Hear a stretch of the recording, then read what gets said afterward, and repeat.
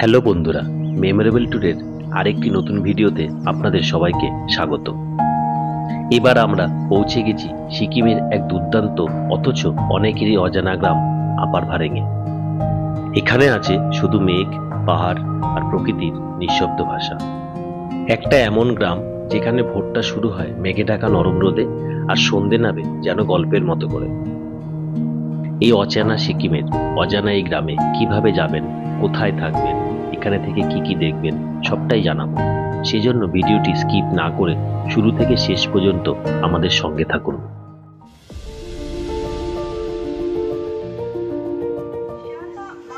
আজ 29শে মার্চ 2025, এখন রাত 10টা বাজে।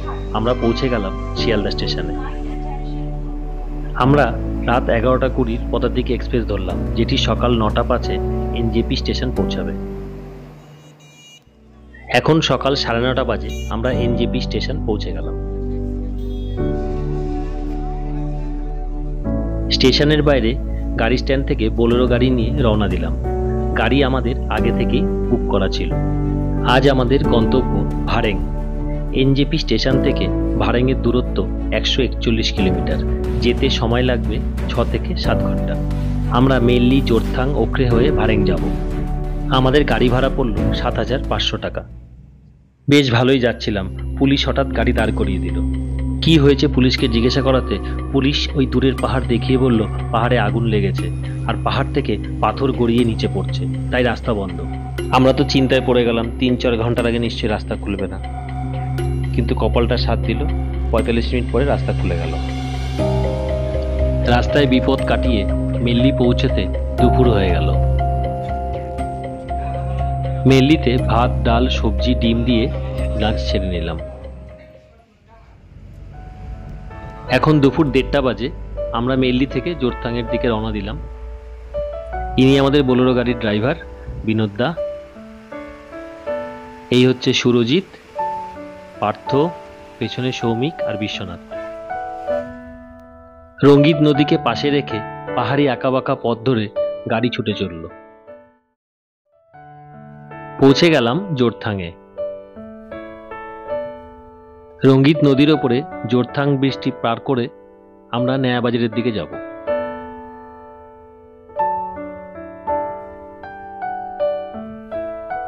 তেল নেবার জন্য গাড়ি দাঁড়াতেই গাড়ি থেকে নেবে ঘোরাঘুরি শুরু করলাম।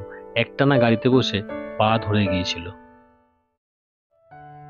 গাড়ি আবার চলতে শুরু করলো পাহাড়ি পথ বেয়ে। নয়াবাজারের কোলাহলকে পেছনে ফেলে গাড়ি পাহাড়ের বুকে উঠতে শুরু করলো। এ এক অনন্য যাত্রা, সবুজে মোড়া, মেঘে ছোঁয়া এক পাহাড়ি পথ। পৌঁছে গেলাম ওখরেতে।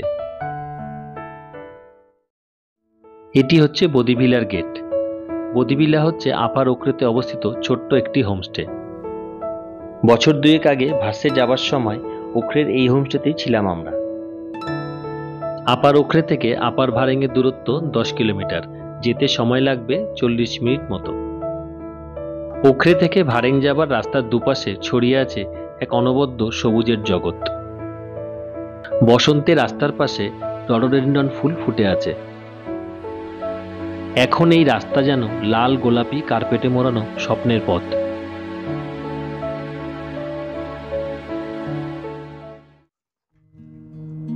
পৌঁছে গেলাম আপার ভারেঙে।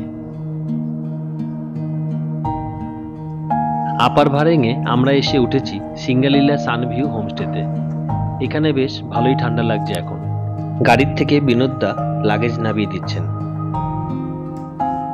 এটি হোমস্টের গ্রাউন্ড ফ্লোরের রুম। রুমের সাথে একটি ব্যালকনি আছে। ব্যালকনি থেকে চারপাশটা বেশ সুন্দর লাগছে। রুমের সাথে অ্যাটাচ বাথরুম। এই রুমটি ফার্স্ট ফ্লোরে। এখানে একটি ডাবল বেড ও 3টি সিঙ্গেল বেড আছে। বাথরুমটি বেশ পরিষ্কার পরিচ্ছন্ন। গিজার আছে, কমোড আছে, বেসিন আছে। রুমে লাগেজ রেখে বাইরে এসে চারপাশটা একটু হেঁটে ঘুরে নিলাম। আমাদের গাড়ির ড্রাইভার বিনোদ দা বিশ্বনাথকে কোন দিকে কি আছে দেখাচ্ছে।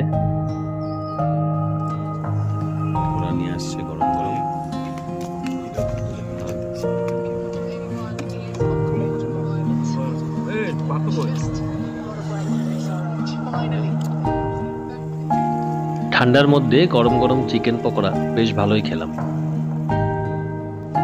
এরপর গ্রাউন্ড ফ্লোরের একটি বসবার ঘরে সবাই মিলে জমিয়ে আড্ডা দিলাম। বসবার ঘরের দেওয়ালে টাঙানো এই ছবিটি দেখে মুগ্ধ হয়ে গেলাম। এটি জানুয়ারি মাসে হোমস্টের ছবি।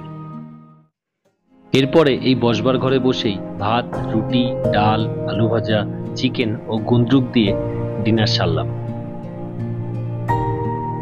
ইনি বিকাল থেকে আমাদের সঙ্গেই ঘুরে বেড়াচ্ছেন। এখানকার রান্নাবান্না বেশ ভালো। খাওয়া দাওয়ার পরে বাইরে বেশ কিছুক্ষণ ঘোরাঘুরি করে শুতে চললাম। Good morning. ভোরের আলো ফুটতেই চারপাশে পাখি আর কুকুরের ডাক ছাড়া আর কোনো শব্দ নেই। প্রকৃতি যেন নিঃশব্দে কথা বলছে।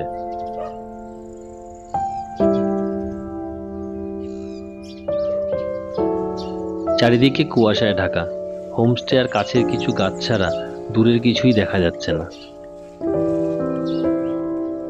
মাঝে মাঝে কুয়াশায় ভেজা ঠান্ডা বাতাস বয়ে চলেছে, যেন নিঃশ্বাস নিলেই মনটা শান্ত হয়ে যাচ্ছে। দূরে পাহাড়ের গা ঘেঁষে সূর্য উঠবে উঠবে করছে। আকাশ ধীরে ধীরে তার রং বদলাচ্ছে। একটা হালকা কমলা আভা ফুটে উঠেছে দূরে পাহাড়ের গা ঘেঁষে। ভারেঙের এই ভোর শুধু দৃশ্য না, একটি অনুভূতি, যেখানে চারপাশে কৃত্রিম শব্দ নেই, শুধু প্রকৃতির ডাকে নিজের ভেতরের শান্তিকে খুঁজে পাচ্ছি।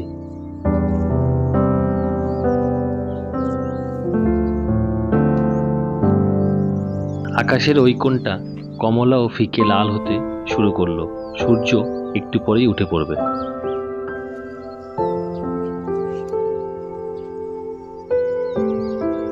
সূর্যের আলোটা প্রথমে লাজুক, তারপর ধীরে ধীরে সাহসী হচ্ছে। ভারেঙের এই সূর্যোদয় অনেক দিন মনে থাকবে। এরপর পাহাড়ি পথ ধরে হাঁটতে বেরোলাম। সূর্যের সোনালি আলো ধীরে ধীরে গাছপালার ডালে ডালে ছড়িয়ে পড়ছে।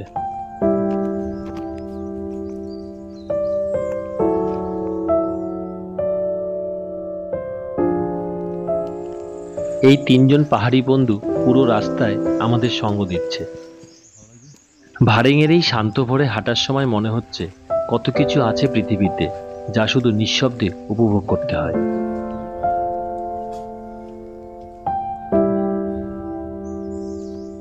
এই রাস্তা আমাদের নিয়ে যাচ্ছে প্রকৃতির হৃদয়ে, ভারেঙের শান্ত নির্জন সৌন্দর্যের দিকে। আর কিছুক্ষণ পরে আমরা গোর্খে সামানদেন যাব ওই নিচের রাস্তাটা ধরে। আমাদের হোমস্টের ওনার শেরপাজির আরেকটি হোমস্টে এটি। এই হোমস্টেটি আমাদের হোমস্টের ঠিক উল্টো দিকে। এখানে সবগুলি রুমেই গেস্ট আছে, বোধহয় একটি রুমে নেই। ওই রুমটি উনি আমাদের এখন দেখাবেন। এই রুমটিতে দুটি সিঙ্গেল বেড ও একটি ডাবল বেড আছে। রুমটি সম্পূর্ণ কাঠের তৈরি। রুমের সাথে অ্যাটাচ বাথরুম আছে। ওই দিকটা ওখরে। ওই দুটো পাহাড়ের মাঝখানের জায়গাটা দিয়ে হচ্ছে দার্জিলিং। ওই দিকটা, ওই পাহাড়ের পেছনের দিকটা হচ্ছে শ্রীখোলা। ওই যে গাড়িগুলো দেখা যাচ্ছে, গাড়িগুলোর ঠিক পেছনে যে পাহাড়টা দেখা যাচ্ছে ওটা হচ্ছে রামমাম। ওই যে উপরে মেঘ দেখা যাচ্ছে সাদা মতো একটু, ওটা হচ্ছে ফালুট। ওই পাহাড়ের ওপরে সিঙ্গালিলা ন্যাশনাল পার্কের টপ ভিউটা মেঘের জন্য দেখা যাচ্ছে না। ভারেং থেকে রডোডেনড্রন স্যাংচুয়ারির গেট 15 কিলোমিটার দূরে। গেট থেকে 4-5 কিলোমিটার ট্রেক করে ভার্সে পৌঁছে যাবেন। ভার্সে পৌঁছে ওখানে ঘন্টা দুয়েক সময় কাটিয়ে দিনের দিন নিচে নেমে আসতে পারেন। ওপরে থাকার ব্যবস্থা আছে, কিন্তু আগে থেকে বুকিং করতে হবে। ভার্সেতে ওপরে কোথায় থাকবেন, সেখানে কিভাবে বুকিং করবেন, সব ডিটেলস নিয়ে একটি ভিডিও আমার চ্যানেলে দেওয়া আছে, চাইলে দেখে নিতে পারেন। সকালবেলা ঘুম থেকে উঠে কাঞ্চনজঙ্ঘার অপরূপ দৃশ্য ওপর থেকে প্রত্যক্ষ করে তারপর ট্রেক করে নিচে নেমে আসুন। নিচে নামার পর ওখান থেকে গাড়ি নিয়ে আপনি সোজা ভারেঙে চলে আসতে পারেন। আপনারা চাইলে এইভাবেও ঘুরতে পারেন। প্রথমে ওখরে থেকে ভার্সে থেকে নেমে এসে গাড়ি করে ভারেং থেকে ট্রেক করে গোর্খেগ্রাম, সামানদেন ঘুরে আবার ভারেং। এই ফুল গাছগুলো দিয়ে আমাদের হোমস্টের সামনেটা খুব সুন্দর করে সাজানো। ঘোরাফেরা করে চলে আসলাম হোমস্টেতে। এসেই গরম চায়ে চুমুক দিয়ে দিলাম। হোমস্টের কিচেনের পেছন দিকে নানা রকম সবজির চাষ করেছেন শেরপাজি। এরপর ভেজিটেবল ফ্রাইড রাইস দিয়ে ব্রেকফাস্ট সেরে নিলাম, সঙ্গে ছিল অমলেট।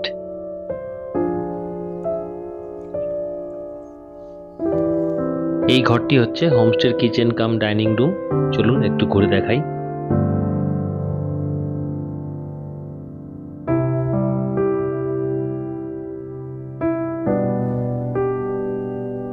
আমরা সবাই রেডি হয়ে গেলাম গোর্খে গ্রাম হয়ে সামানদেন যাব বলে। ভারেংকে বিদায় জানিয়ে গোর্খের দিকে রওনা দিলাম, আর সঙ্গে করে নিয়ে যাচ্ছি ভারেংয়ের দেওয়া উপহার, এক টুকরো শান্তি। পিঠে ব্যাগ আর হাতে স্টিক নিয়ে পাহাড়ি পথে সবাই মিলে হাঁটা শুরু করলাম।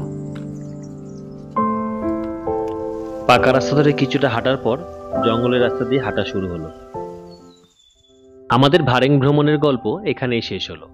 গোর্খে গ্রাম ও সামানদেন কিভাবে হেঁটে পৌঁছালাম, কোথায় থাকলাম, কি কি দেখলাম, সেই সব গল্প নিয়ে পরের ভিডিওতে হাজির হব। সেই সব গল্প জানতে হলে অবশ্যই আমাদের চ্যানেল মেমোরেবল ট্যুর সাবস্ক্রাইব করুন, আর নোটিফিকেশন পাওয়ার জন্য বেল আইকনটি প্রেস করতে ভুলবেন না। আমাদের ভিডিও ভালো লাগলে লাইক ও শেয়ার করবেন, এবং ভিডিওগুলো কেমন লাগছে কমেন্ট করে অবশ্যই জানাবেন।